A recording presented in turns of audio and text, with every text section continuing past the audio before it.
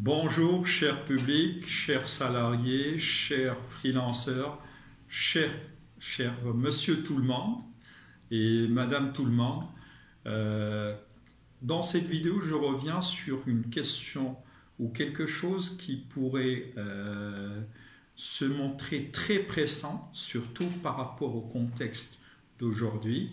Comme vous le savez, suite à l'avènement ou suite à l'émergence de plusieurs crises, vous avez la crise financière, la crise pandémique, la crise énergétique, vous avez ce surenchérissement du coût de la vie et vous avez donc ce mouvement inflationniste très soutenu. Tous ces éléments-là ont affecté de manière soutenue le pouvoir d'achat du consommateur mondial. Et donc mondial, toutes catégories confondues, et cette affectation donc certainement rappelle à une certaine réflexion. Est-ce que donc on sait tous que l'impact forcément c'est un impact défavorable parce que si vous êtes salarié donc éventuellement votre pouvoir d'achat s'est dégradé au fil des années et donc vous êtes dans une situation dans laquelle peut-être que vous avez consommé toute votre épargne ou peut-être que vous n'avez pas réussi à épargner grand-chose ou peut-être tout simplement que vous êtes en train de vous endetter pour couvrir un certain nombre de dépenses qui ne vont pas se traduire par des investissements. Donc, dans le cadre de cette vidéo, je reviens sur un thème que je considère comme étant stratégique.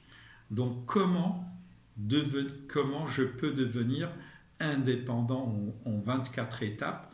Je rappelle que ces étapes sont à titre indicatif et non limitatif. C'est à vous de les prendre. Donc, selon les convictions que vous portez et selon le contexte dans lequel vous vous retrouvez. Quand on parle du thème « Devenir indépendant en 24 étapes », donc sachez que le terme « indépendance financière » ou « liberté financière », c'est un thème que vous pouvez entendre à l'occasion d'un séminaire d'analyse financière, mais qui va être orienté beaucoup plus vers la thématique d'entreprise. Et donc, indépendance financière, il faudra se rapporter à la structure financière de l'entreprise, c'est-à-dire quelles sont les sources de financement qu'elle mobilise. On va essayer de calculer le poids des capitaux propres par rapport au total passif pour définir si vous êtes financièrement indépendant et donc vous disposez de cette indépendance financière, c'est-à-dire que vous pouvez arriver à financer vos projets d'investissement sans faire appel éventuellement à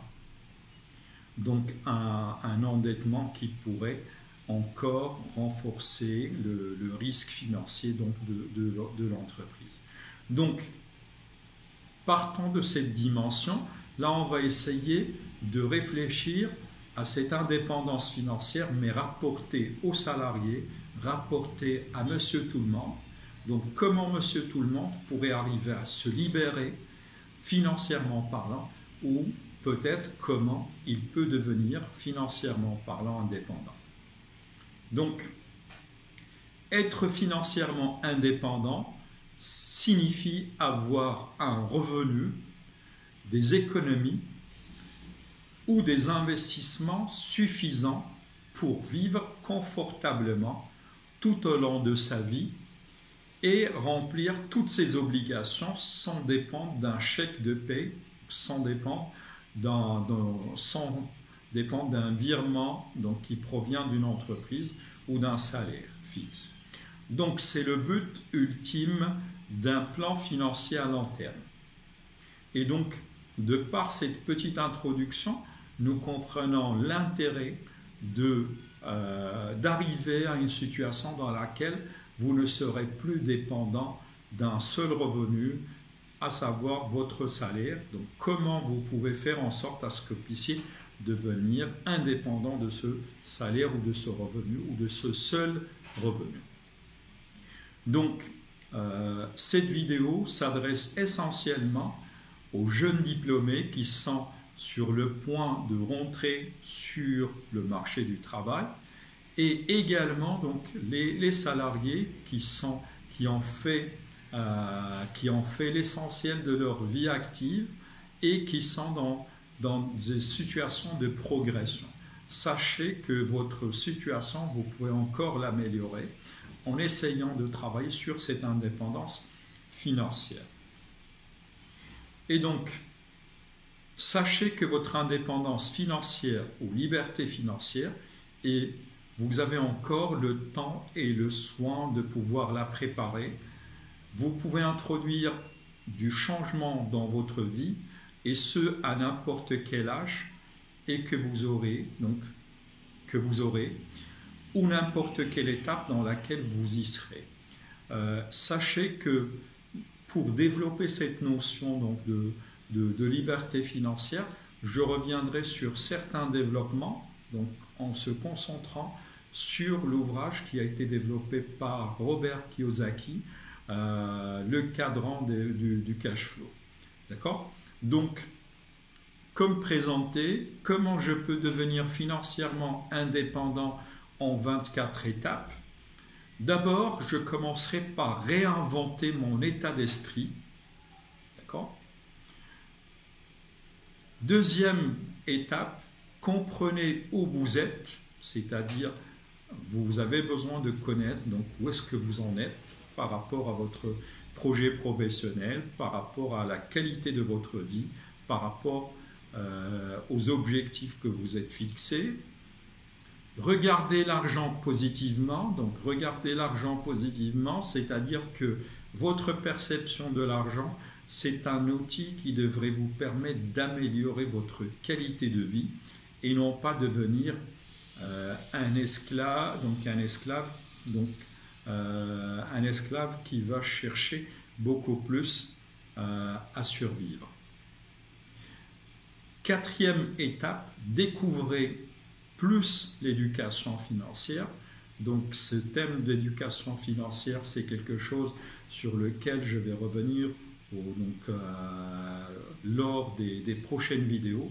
C'est un thème que je considère comme étant stratégique et qui va nous permettre peut-être de sauver la situation de plusieurs jeunes personnes qui sont en train ou qui sont sur le point de rentrer sur le marché de travail, tout comme il peut aussi aider donc, les salariés ou les personnes qui sont impliquées dans la vie active à améliorer de manière considérable leur vie. Donc, apprenez à établir un budget. Donc, souvent, lorsque vous nous demandez de présenter le budget par rapport à une entreprise, dans le cadre de la gestion budgétaire, donc de contrôler les écarts dans le cadre du contrôle budgétaire, c'est quelque chose de facile, c'est quelque chose de dynamique. On va utiliser Excel, on va utiliser une application et le tour est joué. Mais quand il s'agit d'établir un budget personnel, donc là, des fois on n'a pas de visibilité, des fois on ne peut pas tout maîtriser. Pourquoi? Parce que le fait qu'on soit inondé de publicité nous pousse des fois à prendre des achats impulsifs et donc il est clair que l'exercice de l'élaboration du budget n'est pas un exercice facile, surtout lorsqu'on parle d'un budget personnel. Suivez vos dépenses. Donc là, on a besoin de faire le tracking, donc le tracking de nos dépenses pour essayer de cerner donc, quelles sont les dépenses essentielles qui sont incompressibles et sur lesquelles on ne peut pas faire grand-chose, et quelles sont éventuellement les dépenses qui sont, je dirais, supplémentaires, qui ne rentrent pas dans la catégorie nécessaire et sur lesquelles on peut faire des efforts d'optimisation. Payez-vous d'abord, c'est-à-dire que là, vous avez besoin de par cette indépendance financière, vous avez besoin de vous rémunérer à votre juste valeur. Et ça, c'est quelque chose de fondamental. C'est à vous de définir votre propre taux horaire. D'accord? Élaborer une stratégie de désendettement. Donc, élaborer une stratégie de désendettement Ça, c'est quelque chose de fondamental. Pourquoi? Parce que si je suis salarié et que je suis endetté à un taux conséquent, il est clair que le remboursement à la fois du capital et de l'intérêt va peser lourd sur les recettes que je vais avoir en fin de, donc je dirais en fin du mois. Et donc l'essentiel de mon revenu donc automatiquement, il sert à rembourser des dettes qui forcément donc, ne vont pas se traduire par un investissement. Et donc ça va me poser des problématiques par rapport à la qualité de vie que je vais mener et par rapport à un certain nombre de choses que je devrais me permettre en tant que personne normale. Fixer des objectifs financiers réalistes et précis, donc ça c'est quelque chose de fondamental, c'est-à-dire que vous pouvez décider que sur la base du revenu que vous allez percevoir, vous allez tenter d'épargner 20%, 30%, 35%, 40% et que grâce à cette épargne, vous allez peut-être faire du placement, vous allez tenter de fructifier votre argent, vous allez peut-être vous lancer par rapport à des petits projets qui vont vous permettre d'avoir des revenus qui vont tomber en fin du mois et donc vous serez en train de peut-être parler d'une augmentation du rendement ou peut-être vous allez chercher à vous lancer par rapport à des petits projets qui peuvent vous drainer un retour sur investissement, etc. Soyez intelligent dans la fixation de votre projet professionnel. Ça, c'est quelque chose de fondamental. Il faudra que vous puissiez définir un projet professionnel qui présente le meilleur itinéraire à prendre par rapport à votre évolution de carrière ou par rapport à votre propre développement personnel. Donc, si vous voulez plus de précision sur le projet professionnel, je vous rappelle que dans le cadre de cette chaîne, vous pouvez retrouver plusieurs vidéos qui portent sur le projet professionnel. Vivez en dessous de vos moyens, ça c'est quelque chose de très délicat et c'est quelque chose qui peut faire la différence entre plusieurs personnes. Sachez que certaines personnes, même si elles ont des salaires plus conséquents, des revenus plus conséquents, elles ont un train de vie qui est exceptionnel. Et donc, même si on a un revenu conséquent, on finit par avoir une consommation corrélée à ce revenu. Et des fois, on peut aller même jusqu'à s'endetter. Dépenser moins pour économiser plus, ça c'est quelque chose de fondamental à mettre en place. Négocier pour l'acquisition des biens ou services que vous voulez acquérir. Donc là, le Marocain est réputé pour sa capacité à marchander. Donc faites preuve donc, de bons négociateurs. Acheter des expériences et non des choses, ça c'est quelque chose de fondamental. Planifier les gros achats, c'est-à-dire que sur la base de votre préparation de budget, vous pouvez donc déterminer les périodes dans lesquelles vous allez plus ou moins placer vos gros achats de telle sorte que vous puissiez éviter peut-être une situation de surendettement ou une situation dans laquelle vous serez obligé de mobiliser des sources de financement coûteuses et qui peuvent plomber votre trésorerie. Pensez à la retraite dès maintenant, donc ça c'est quelque chose de fondamental. On est rentré dans un train de vie qui est exceptionnel. Donc, la notion du temps, elle n'est plus ce qu'elle était. Et donc, les années passent comme des jours, comme des journées. Et donc, il est important de préparer un bon plan de retraite à travers la préparation peut-être d'un plan d'épargne ou peut-être que vous allez vous-même faire travailler votre argent ou le confier à des conseillers ou à des gestionnaires de patrimoine, etc. Formez-vous et informez-vous en permanence sur les opportunités de placement et d'investissement disponibles sur les marchés. Ça, c'est quelque chose de fondamental. Pourquoi? Parce que c'est donc à travers l'information et à travers la formation, vous serez en train d'investir sur vous-même. Et en investissant sur vous-même, vous allez avoir la capacité de détecter les meilleures opportunités sur les marchés et vous serez en mesure de pouvoir les exploiter. Commencez à investir pour créer des revenus stables et satisfaisants dans le temps. Donc là, c'est quelque chose de fondamental. Il est clair que j'aurai besoin de consacrer une partie de mon revenu à l'épargne et que cette épargne, elle devrait être orientée dans le sens d'un investissement. Pourquoi? Parce que ça ne sert à rien d'épargner si vous allez être poursuivi par une évolution vertigineuse du poids de l'inflation. Donc voilà pourquoi l'épargne, elle devrait être tout de suite injectée dans l'investissement. Et donc l'investissement va créer un revenu, ce revenu va créer une consommation, une épargne, et cette épargne va déclencher l'investissement. Et voilà comment vous pouvez faire fonctionner le cycle, donc le cycle normal. Créer un fonds d'urgence pour les mauvais jours, donc ça c'est quelque chose de fondamental.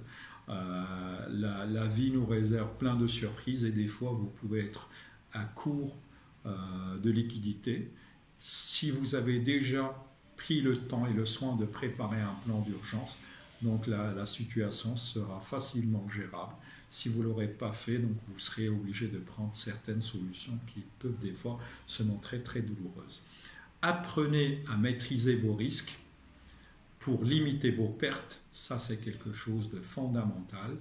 Donc, la maîtrise des risques va nous permettre de limiter nos pertes et donc on pourra plus ou moins facilement se rattraper par rapport à des pertes qui ne vont pas être conséquentes.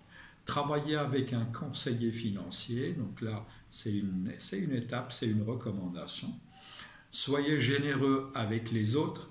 Pourquoi? Parce que cette générosité est d'abord demandée par rapport à l'aspect religieux, mais aussi parce que donner, c'est quelque chose qui se traduit par une satisfaction personnelle. Cette générosité va déclencher du bonheur chez vous, et si vous serez heureux, vous allez devenir plus productif, et donc vous aurez de belles idées, vous allez créer de nouvelles sources de revenus, et donc forcément vous allez avoir un revenu qui va revenir, donc à récompenser cet effort de générosité que vous avez mis en place.